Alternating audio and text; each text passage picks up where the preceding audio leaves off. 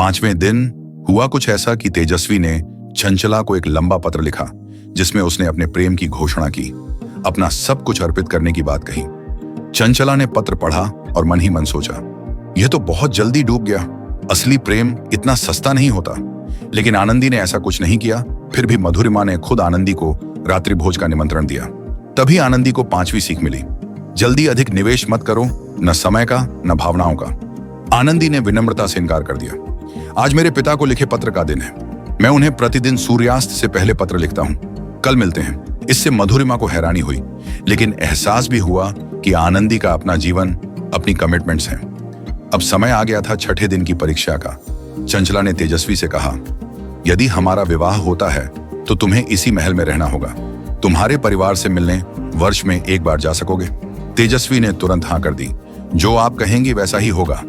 यह सुनते ही चंचला के मन में सम्मान खो गया। उसे लगा यह व्यक्ति निर्बल है, जो अपनी जड़ों को ही भूल गया। दूसरी ओर मधुरिमा ने भी यही शर्त रखी। आनंदी को 6ठी सीख मिली, अपनी गैर मोल भाव वाली आवश्यकताएं स्पष्ट रखो। आनंदी ने स्पष्ट कहा, राजकुमारी, मेरा कर्तव्य है कि मैं अपने वृद्ध पिता की सेवा करूं। हम 6 महीने यहाँ, 6 महीने गांव में रहेंगे। ये मेरी अपरिहार्य शर्त है। मधुरिमा ने देखा कि यह व्यक्ति अपने मूल्यों पर दृढ़ है।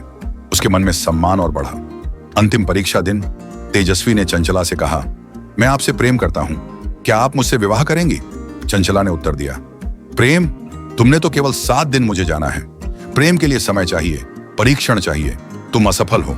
इधर मधुरिमा ने आनंदी से पूछा, क्या तुम मुझसे प्रेम करते हो? आनंदी को 7वीं और अंतिम सीख मिली, विश्वसनीय बने रहो। अंतिम लक्ष्य यह हो कि राजकुमारी तुम्हारे ढांचे में आए, न कि तुम उसके ढांचे में। स्वयं को बेहतर बनाओ। आनंदी मुस्कुराया, राजकुमारी, प्रेम एक बीज की तरह है। इन 7 दिनों में हमने उसे बोया है। अब उसे अंकुरित होने, वृक्ष बनने में समय लगेगा। मैं आपको एक ऐसी यात्रा का वादा कर सकता हूं जो सम्मान, विश्वास और विकास से भरी हो। यदि आप मेरा साथ देंगी तो प्रेम स्वयं फल फूल कर हमें आनंदित करेगा। मधुरिमा की आंखों में आंसू आ गए। उसने अपना वरमाला आनंदी के गले में डाल दी। जब आनंदी विजयी होकर लौटा तो तेजस्वी ने उससे पूछा, तुमने कैसे सफलता पाई? मैं तो सब कुछ देने को तैयार था। आनंदी ने ताम्रपत्र निकाला। इसमें 7 सीखें थीं भैया, पर सच्ची सीख तो यह थी, प्रेम मांगने से नहीं, आकर्षित करने से मिलता है। स्वाभिमान, सीमाएं, विश्वसनीयता, यही सच्चा आकर्षण है। तेजस्वी को अपनी भूलों का एहसास हुआ। उसने कहा, मैं समझ गया। मैंने अपने अहंकार में सहायता नहीं की, इसलिए सीखें नहीं मिली। फिर गलतियां करता रहा। तभी ज्ञानेश्वरी माता प्रकट हुई।